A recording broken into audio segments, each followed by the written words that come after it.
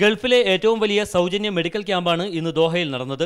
ഖത്തറിലെ വിവിധ മന്ത്രാലയങ്ങളുടെ പ്രതിനിധികളുടെ സാന്നിധ്യത്തിൽ ഇന്ത്യൻ സ്ഥാനപതി സഞ്ജീവ് അറോറ ക്യാമ്പ് ഉദ്ഘാടനം ചെയ്തു. And you know, a medical camp like this is obviously it is for all. It is for all nationalities.